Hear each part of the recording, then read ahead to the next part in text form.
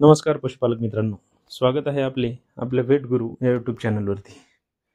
मित्रांनो, आजच्या व्हिडिओमध्ये आपण झेनेक्स कंपनीच्या झायक्लॉज या गोळी व औषध याबाबत माहिती घेणार आहोत. ही गोळी व औषध आपण कुठे वापरायचे, याचा डोस किती द्यायचा व याचा आपल्याला काय फायदा होतो, हे सर्व आपण आजच्या व्हिडिओमध्ये पाहणार आहोत.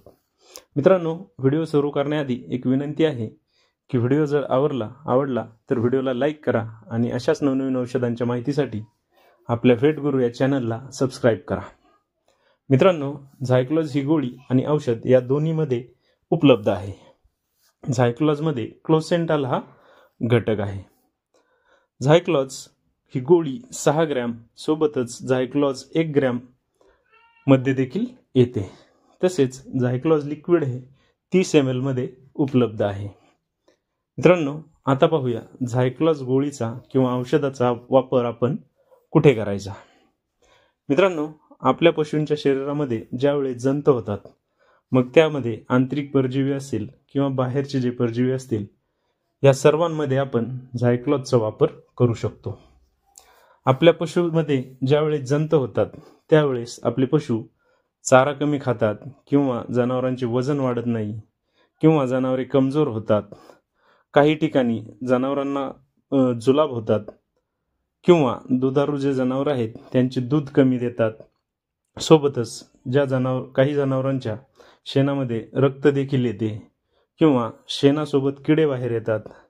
तसेच काही जनावरांच्या नाकामधून देखील रक्त येत असते किंवा काही जनावरांच्या डोळ्यामधून पाणी येते किंवा काही जनावरे रवंथ कमी करतात. अशा सर्व ठिकाणी आपण झायक्लॉज या गोळीचा वापर करू शकतो. तसेच शेळी मेंढीमध्ये ज्यांच्या नाकातून पिवळे पाणी येत असेल किंवा शेळी मेंढ्यामध्ये श्वास घ्यायला तर कुठली अडचण असेल किंवा जर शेळ्यांना खोकला असेल, त्यामध्ये देखील आपण झायक्लॉज या गोळी किंवा औषधाचा वापर करू शकतो. किंवा जर शेळ्या मेंढ्यांमध्ये त्यांचे वजन वाढत नसेल, त्यांची तब्येत चांगली होत नसेल, या सर्व ठिकाणी आपण झायक्लॉजचा वापर करू शकतो. मित्रांनो, ज्यावेळेस आपण जनावरांना जंताची गोळ्या किंवा औषध देतो, मग यामध्ये अल्बेंडाझोल असेल, फेनबेंडाझोल असेल, आयव्हरमेक्टिन असेल, डोरामॅक्टिन असेल किंवा लेव्होमिसॉल असेल, ऑक्सिफेंडाझोल असेल, या प्रकारची औषधे देऊनही जर आपल्या जनावरांना औषध दिल्यानंतरही म्हणावा असा किंवा फरक दिसत नसेल किंवा ज्यावेळेस आपण औषध देतो त्यानंतर आपल्याला त्या औषधाचा जितका पाहिजे तितका जर रिझल्ट येत नसेल, त्यानंतर आपण झायक्लॉज या गोळीचा वापर करू शकतो. मित्रांनो, सर्व जंताचे औषध दिल्यानंतरही फरक नाही पडत, त्यानंतर आपल्याला ही गोळी म्हणजे एक प्रकारची रामबाण उपाय आहे. झायक्लॉज औषध किंवा गोळी आपल्या पशूंमध्ये असणाऱ्या सर्व प्रकारच्या आंतरिक परजीवी असतील, बाहेरचे परजीवी असतील, या सर्वमध्ये खूप चांगल्या पद्धतीने काम करते. मग त्यामध्ये राऊंडवर्म असतील, लंगवर्म असतील, स्किनवर्म असतील, आयवर्म असतील किंवा फ्ल्यूक्स असेल, सोबतच बाहेरचे जे गोचिड असतील, पिसवा असतील, या सर्वांमध्ये किंवा इतरही काही बाहेरचे परजीवी असतील, या सर्वांमध्ये आपल्याला झायक्लॉजचा रिझल्ट खूप छान पाहायला मिळतो.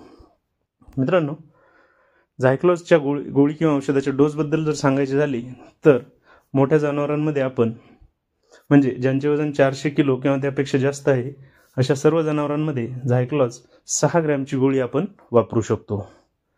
व ज्यावेळेस आपण जनावरांना किंवा पशूंना आपल्या जंत निर्मूलनाचे औषध देणार आहोत, त्यानंतर सुमारे 2 ते 3 तास आपण जनावरांना चारा किंवा खुराक वगैरे देऊ नये.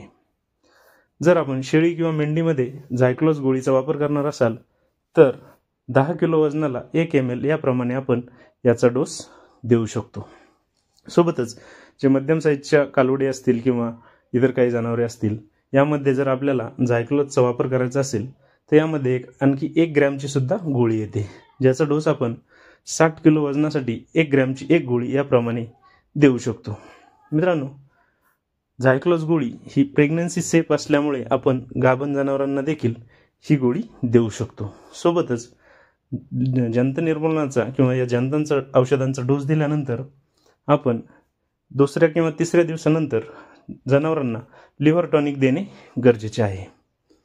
मित्रांनो, आजचा व्हिडिओ जर आपल्याला आवडला असेल तर व्हिडिओला लाईक करा, चॅनलला सबस्क्राईब करा